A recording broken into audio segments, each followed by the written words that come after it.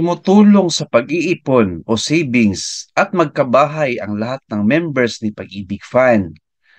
Opo, friends, ito po yung sagot natin sa comment ni Ma'am sa YouTube channel natin. Ano po yung comment niya sa Pag-ibig Fund? Ito po, grabe.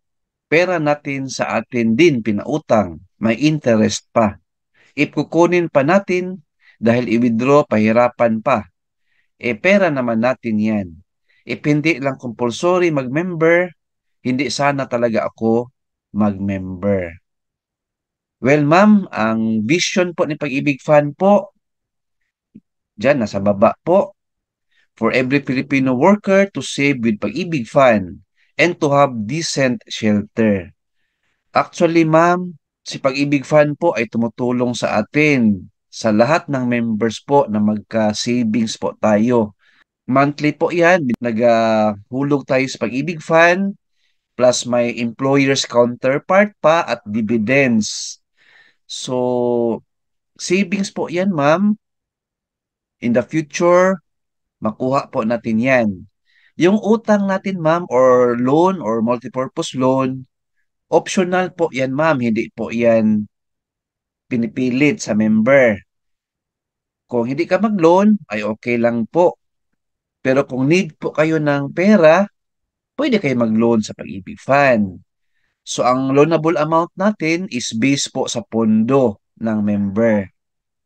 Lahat po ng loan po, ma'am, kahit sa bangko or sa mga co-op po, meron talagang interest po. Given na talaga yan, ma'am, na may interest.